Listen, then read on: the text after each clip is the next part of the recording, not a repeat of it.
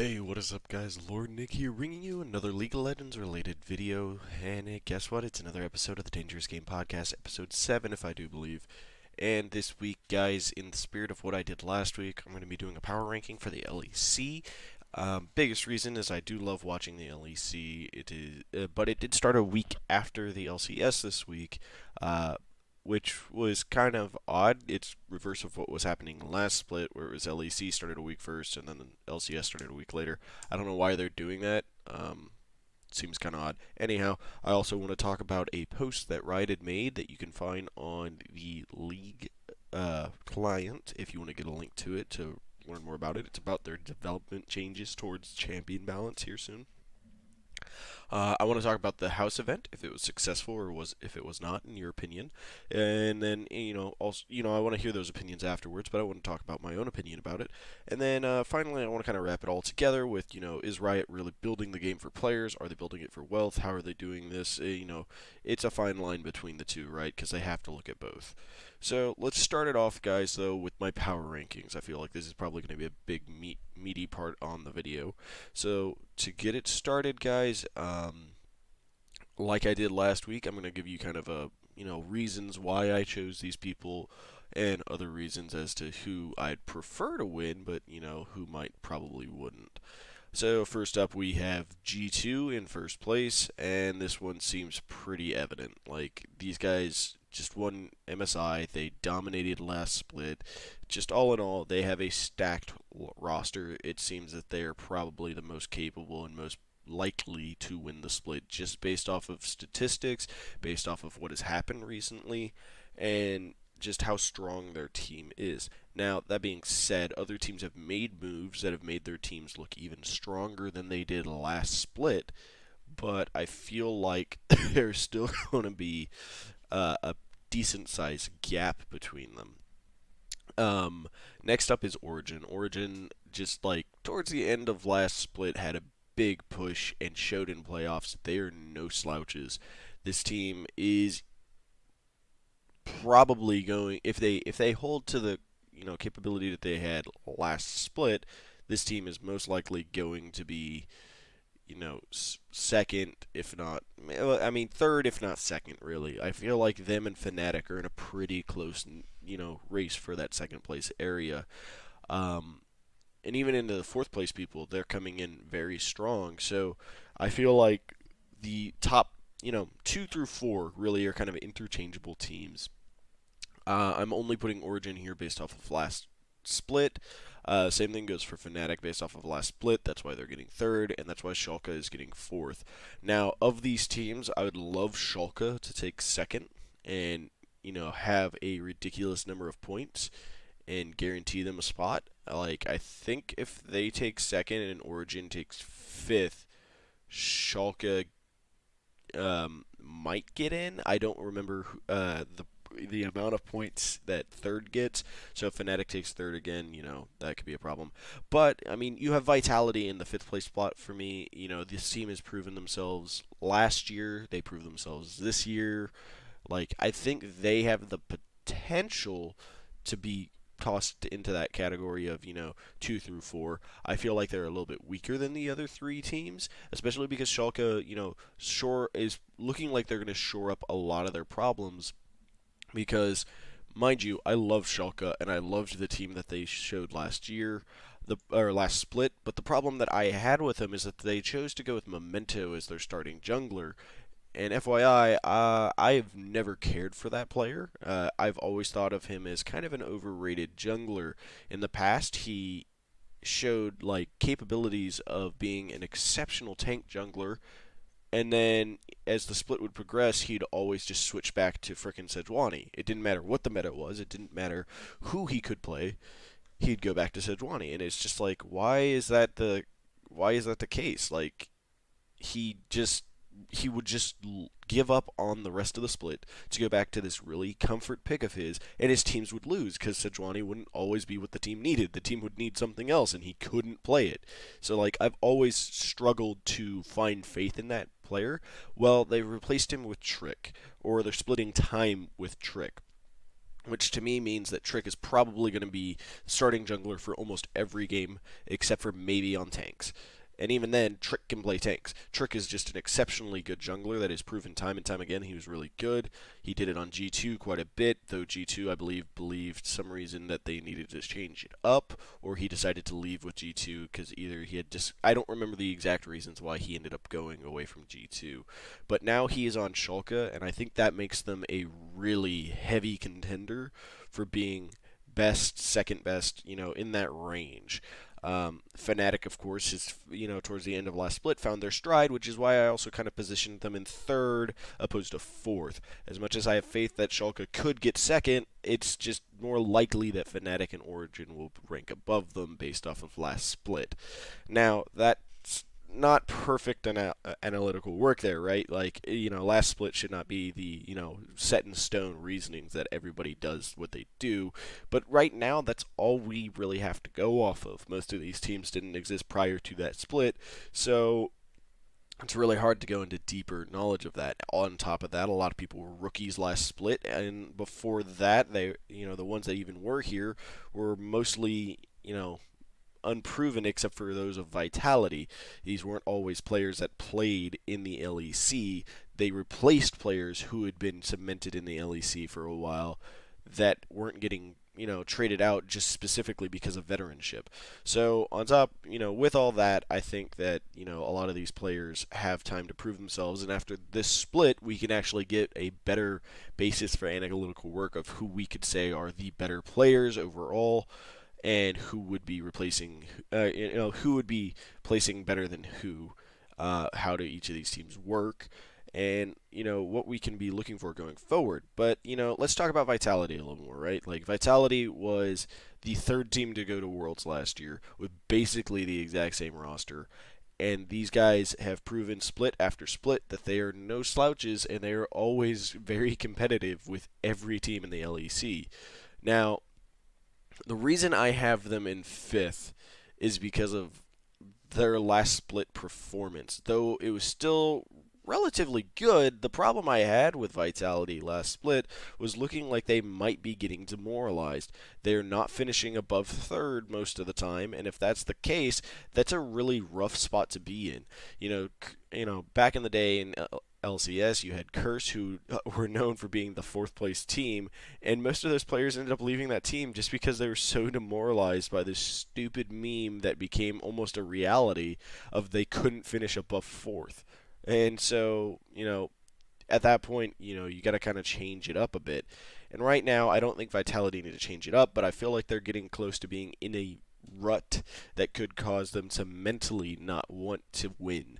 They might become that, team that plays to not lose, which they're still really good, which means they could still probably win quite a few games, but once it really comes to push for that big competition, I think that their mental state will probably decay a little bit faster than most of the other top teams. Next up, I put Misfits. The 9th through 6th positions was actually one of the hardest for me to place.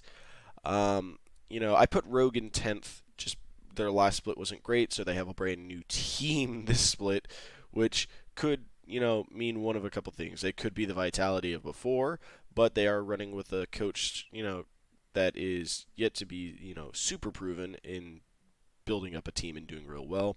So, they're just kind of the easy scapegoat to put into the 10th place. Now, the rest of them were really hard to place in the 6th through, 9th position area.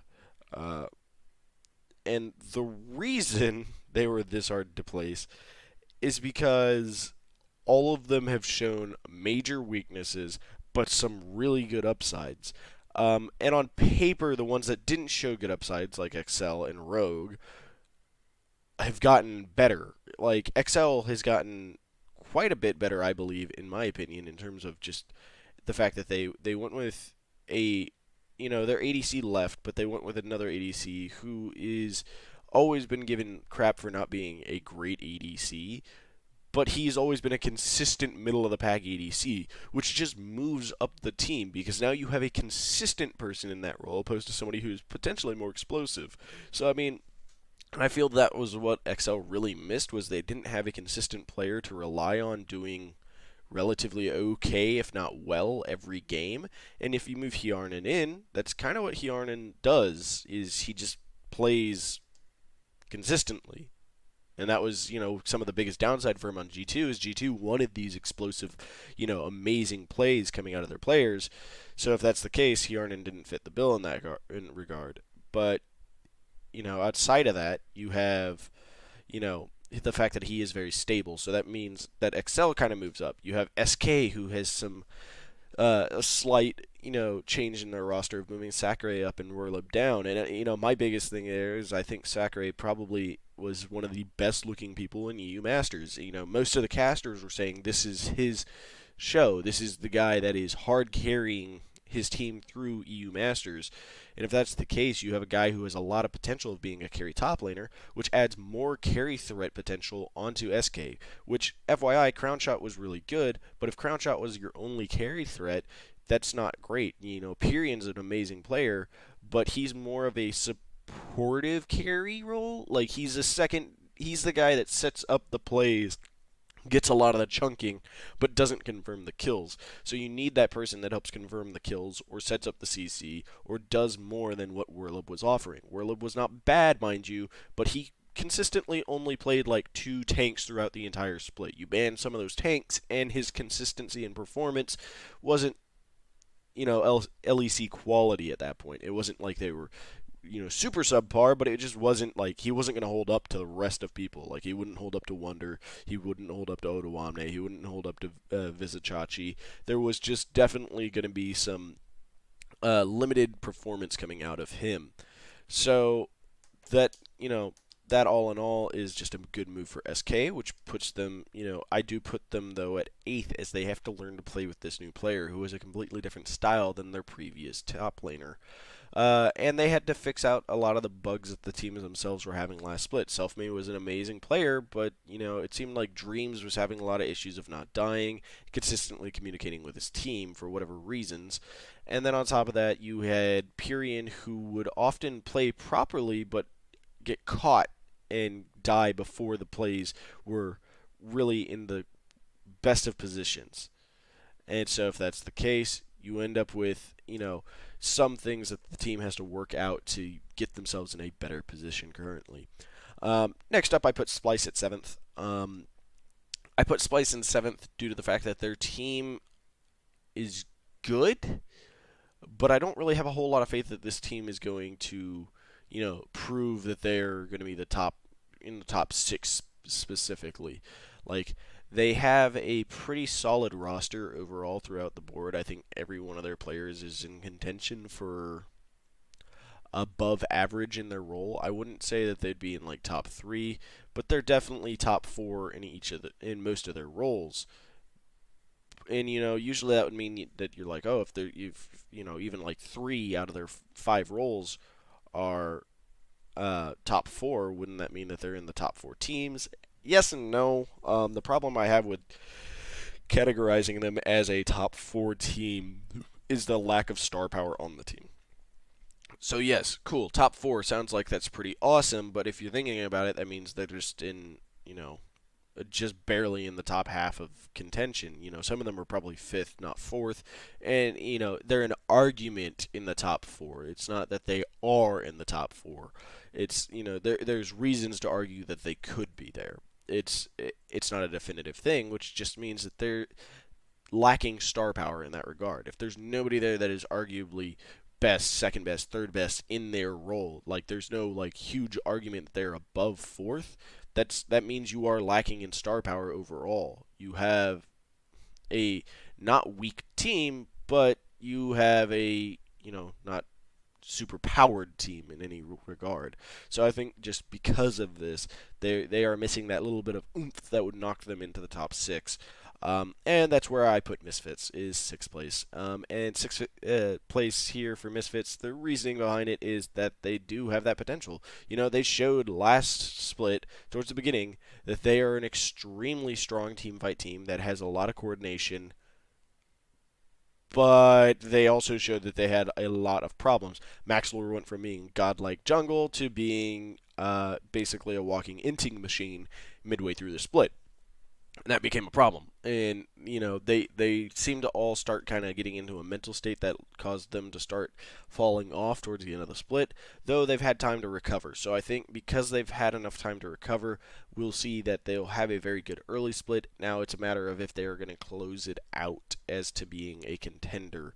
And like I said, any of these 9 through 6 could change radically. Splice could easily be a 6th place team, and Misfits could be 9th place, while Excel could be 7th. Or any of them could really switch.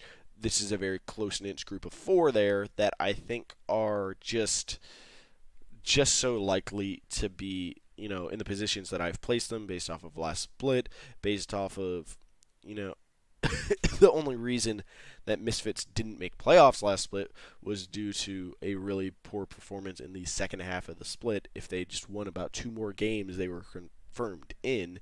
So it was just a little bit off of being high contention last split. And I think that kind of sums up the LEC power rankings, really. There's not a whole lot to go in depth off of on this. This is a much harder group to go in depth off of than North America, and the biggest reason is North America has a lot more veteran players in it. So if they have a lot more veteran players, it's a lot easier to analyze veteran players. It's a lot easier to decide who is probably a more likely team to win it based off of those things. And if that's the case, then well, if that not if that's the case, that is the case. So that makes it harder for the LEC due to the fact that yes, they do have some veteran players, but they do have a lot of new faces to the scene, or even their veteran players have not been on the scene in a very long time. Exception being the top of the tier teams that have the veteran players that have been here forever. So it's stuff like that that makes it much harder to place past the third and fourth teams. So let's move on though, guys. I love talking about LEC, LCS, and comparing the two, or just talking about them in general. I love competitive League of Legends, so I could talk about it all day. But I do want to talk about something that Riot posted recently. Now, it's probably pretty likely that most of you missed it, as you have to go to the Nexus tab on your client to see it, and not everybody does that. Like, I seem to be one of the only people that kind of goes in looking for news from Riot every now and then. But it was a dev post about champion balance reworks. Um, it's not a post 100% about just reworks. It is about designs, and it is about reworking champions and how they're choosing to change that soon, which will be here shortly. They're planning to change how they design new champions and rework champions, and how they balance what are considered overpowered champions based off of different tiers of play. Previously, they'd only been focusing on the top tier of play, which is something I talked about last video, which is why this became interesting for me, as I noticed this after I made my last video, that this was something they were talking about. And so, it's a very long read, but I recommend it for anybody who's kind of interested in understanding Riot's balance team. It's not the most in-depth thing I've ever read, but it is on the territory of more in-depth than most of the time what Riot has been talking about. It answers a lot of FAQs about why aren't you balancing based off of these things. For instance, some of the categories they talk about, new and rework champions, what are you looking on doing about those? And they're putting in a grace window of rework champions of about like a week or two, and they've set parameters, so they're trying to, probably give them a slightly lower power window, so that they set parameters for them. And then in those time, if they don't reach those parameters or they exceed them in that 1 to 2 week window that they give them, like if they exceed them, they know they need to nerf them.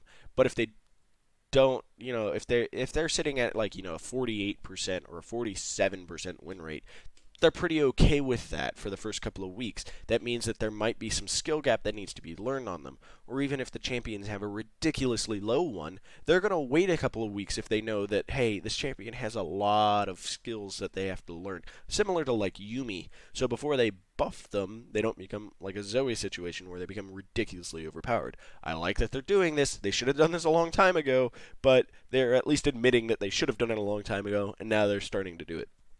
One of the things that I loved reading was over the past year, we don't think we've done a great job at balancing new and updated champions. So we've put new systems in place outside of our typical strategy to better accommodate them. That made me laugh a lot because it's basically a way of saying sorry we screwed up really badly this last year. It's not 100% it, but they are taking acknowledgement to the fact that they did not do well at balancing over the last year. These system in the next lines go on to say these systems focus on things like a champion's expected power level at release, their expected performance growth over the first few days and weeks, first few days or weeks, my bad, and plans for if their performance doesn't match their expectations. This should help ensure no new or reworked champions remain underpowered or overpowered for significant periods of time after release in the future. So this means that they're going to be actively nerfing and buffing them more based off of performances, but they are giving them a grace window where they have a scale, they're putting out a scale of like, okay, this is where we're expecting them to grow in terms of performance. This is where we expect them to be. So that it's giving them time for players to learn them before they're just like immediately like nerf, ban. And if they have way too high of a win rate in their first week, they know that something's wrong and they need to nerf it. If they're like at a 33% win rate for their first 2 weeks, something's wrong. They might need to do small tweaks to buff it, opposed to doing overhauls and like super big buffs like they've done in the past.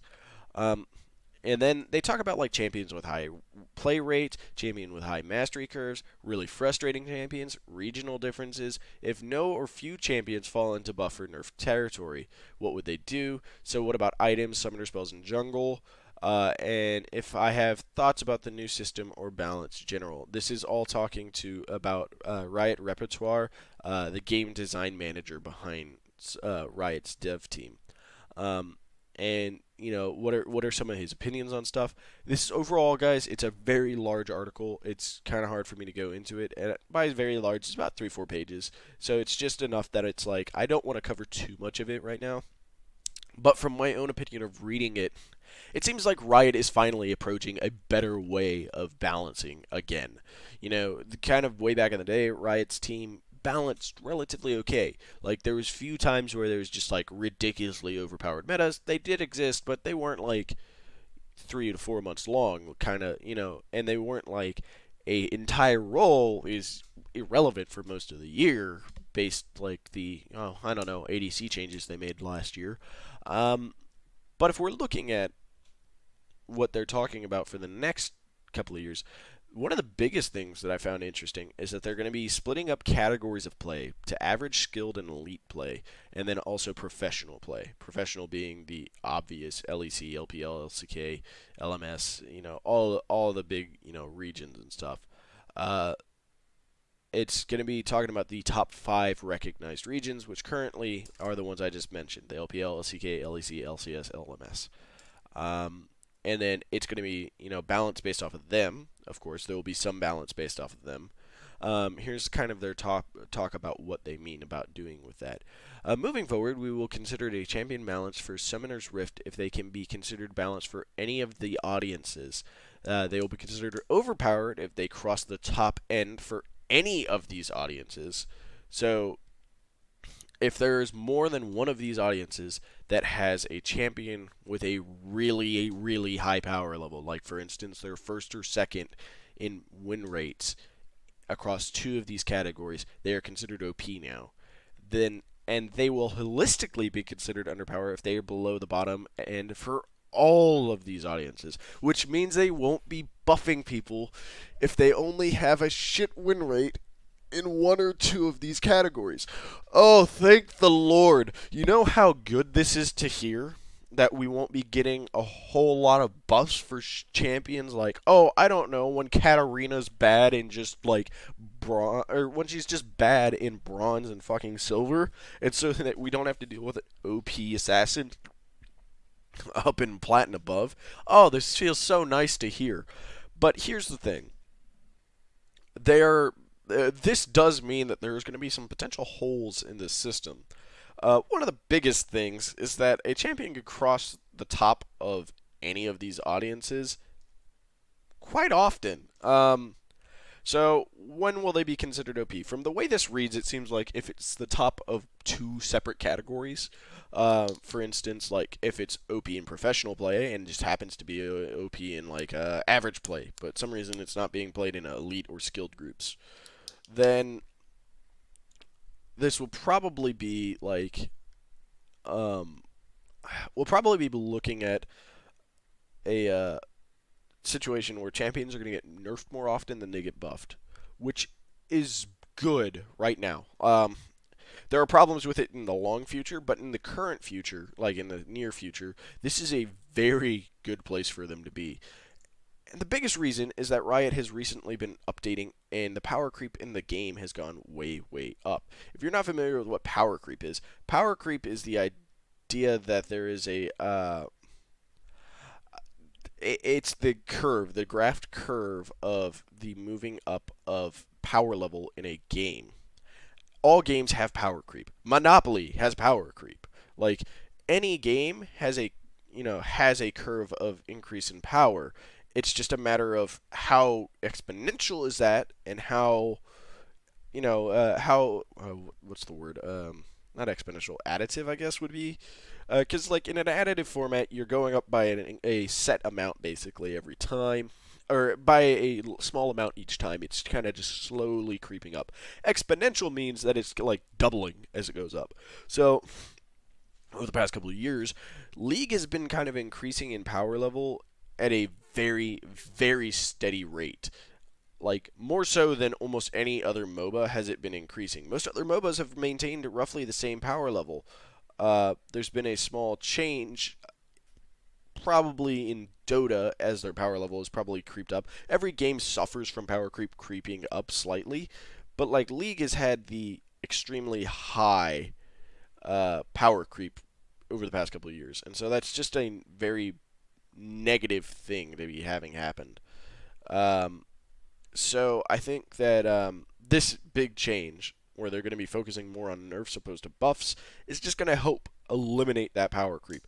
We're not going to see overpowered champions. We're more likely to see underpowered. And underpowered is better than overpowered, in my opinion. And the biggest reason is it allows for player expression and the abilities for players to find ways to make underpowered champions work with odd builds and new strategies, which means we get more strategies and less just like, hey, and less banner of command metas. Like, there's going to be less things that are just busted and you have to use to win, opposed to, hey, this thing is kind of weak, but if I did, for instance, on hit TF, which I'll be covering in my next video. Actually, I'm going to be doing a video about on hit TF here soon. Opposed to a PTF, what are the benefits of this? And you might find that the benefits of what would be considered a non top tier build turns into a more, beneficial build for certain games and certain elos potentially. So I feel like that covers that dev blog pretty well, guys. If you want to read the entirety of the blog, feel free to go on the Nexus on your client. Just go to client and go to the Nexus tab, and it will give you a link to the dev blog. It is going to be called about like champion balanced in the future or something like that. Next up, I want to talk about the house event, guys. The house event was the thing that recently happened where you picked a house, and based off of what house you picked you could take a personality test, basically, and it told you what house would fit you. And it was a little fun side competition Riot did to give, quests to people and have a little bit of a competition. The prizing for it was you get to have a golden, I think, like, banner thing that covers your banner, like, goes around your banner and edges it so you look cool. And that's neat. I mean, it really, the winning aspect of it wasn't like all that big. But I think events like this is a very good sign from Riot. Like, this is something that didn't cost money, that adds a bit of a side thing to the game. It's like a side upgrade opposed to having to, spam out more skins. You do something like this, so people who are competitive that currently don't have Clash to play in, or don't have ways of doing competition near them, they don't have the ability to get out of their house or whatever often enough to do it, have other ways of being competitive.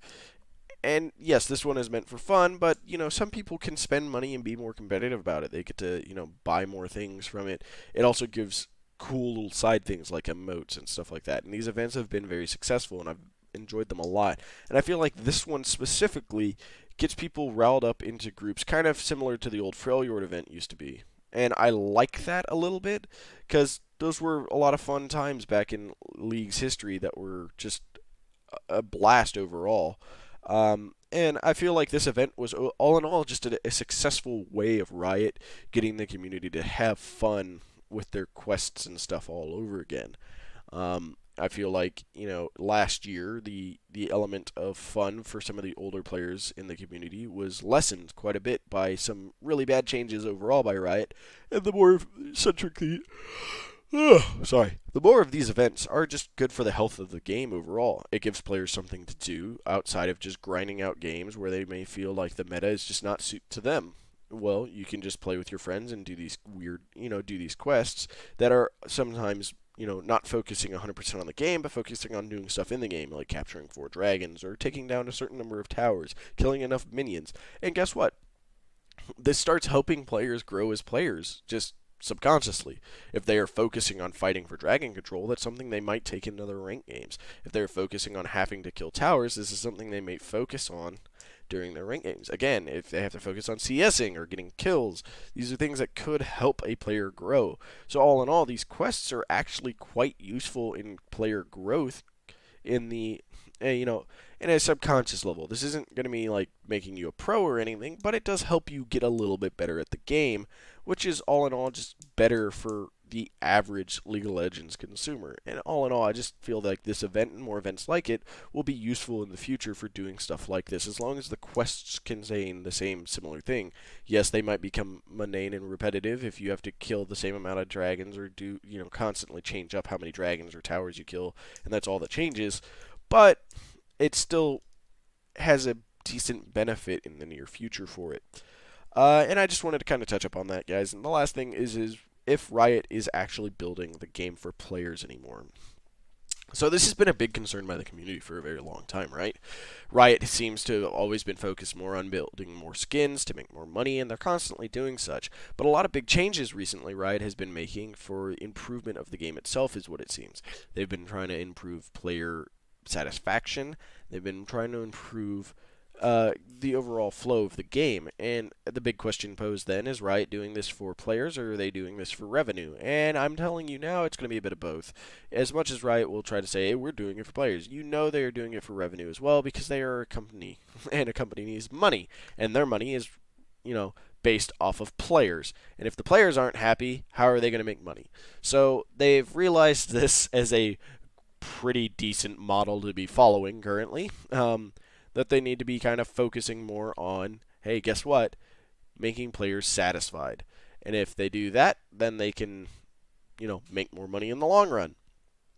And so right now, Riot is currently quietly kind of heading into a stage of looking for more player satisfaction to continue the longevity of the game and continue the overall satisfaction of its players, which is a good thing. Mind you, yes, it may look right now that Riot is just building skins specifically to make themselves more money, and they might be doing these things as, a marketing ploy to make more money, but they kind of have to do that, guys. If they don't make money, what is the point of them making this game? Yes, you could say for the satisfaction of the players, but you can't survive off of player satisfaction just for without making money.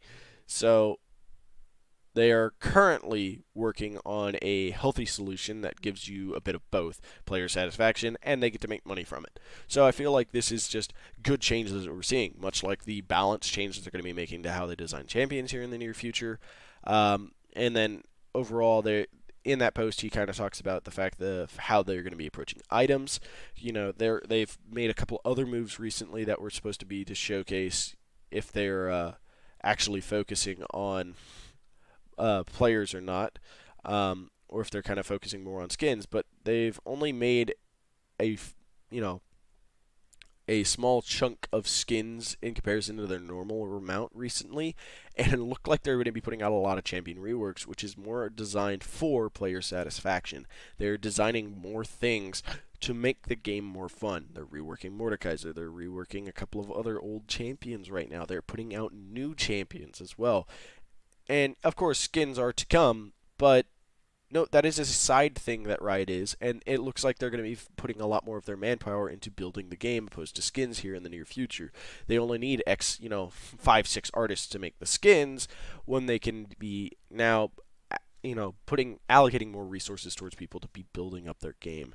Now, this is all something that is kind of looking on the outside looking in. This isn't something that is like, yes, they have announced that they're just cutting back on the amount of artists that they have. I have no idea if that's the case. They seem to be improving on the amount of writers that they have to write a better story to the overall world of Runeterra, which is kind of neat, and that's always something that can get other audiences engaged with the game. So as much as you might, be like, oh, they're just doing these things for cash grab. Yes, they are, but they're also doing this to engage more people, which is good for the League community as a whole. It means that we can grow as a community soon, and potentially start gaining more players. And when you expand your community to larger sizes like that, you can gain a overall more diverse group, which adds in less of the same, which means that we probably could have less negativity in the League community, which would be great.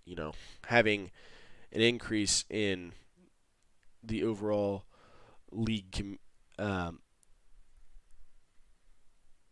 sorry, I'm watching LEC and I keep blanking now. I'm so sorry that this part has so much of a blank on me here. I just watched Schalke get destroyed and it makes me sad. Anyhow, we can watch more diversity enter the League community here in the near future, and that just adds to the experience for everybody. There was one more thing that I did want to talk about, was if Riot will implement this, and I don't know if they will, and this will be kind of a big sign if they try to do this in the near future. A lot of people have been asking why Riot hasn't been doing more about low priority queue. They used to use low priority queue as a punishment for people who dodge, people who get banned and stuff. I was recently watching ManCloud, an ex-pro player who's now turned streamer, and is still one of my favorite mids to watch, and he was talking about if Riot would start using low priority queues. Specifically, what are low priority queues in other games? In Dota, his example was from Dota, and Dota's low priority queue meant that if you get put in low priority queue, it's because you are a toxic individual, or you're a negative player, or you do stuff that is a punishable offense that they don't immediately ban you. They just put you in this low priority queue, which means you then get paired up with other people in low priority queue. So all the toxic and horrible people are all playing against each other and not playing with the general public. This seems like a healthier solution than a chat ban or a small restriction on these players' playtime. Because guess what? These players will come back with a negative taste in their mouth, and they're still going to just be negative. But if they're going into a game where they're playing against negative people, what is the general thing? You fight negative with negative. You're fighting fire with fire here. You're putting all the negative people together. So even if they report each other, they're already kind of in a spot where it's like, we know we have you guys being punished currently. And then some of them might be like, I really don't want to be playing with these people anymore, and might grow as a better player themselves. So I feel like that could be a change Riot could make in the future. And I kind of want everybody to look out for such a change, because Riot themselves are trying to improve on the game. That might be the next big thing they're focusing on, is learning on how to improve punishing players who are extremely negative or toxic or bad for the environment of League, while still inviting new people who would be more bring more to the community, be it more of an artistic feel or more just positivity to the game. Well, guys, that kind of wraps up all my rambling and how many tangents I went on. Again, sorry very much for that giant pause I made as I watched Schalke's hopes and dreams of going 2-0 this week just go down the drain real quick. I appreciate everybody who comes to watch these videos. I hope you guys found most of this video at least informative and insightful, and hope to see you guys all in the next video. And as always, guys, have yourselves a wonderful, wonderful day.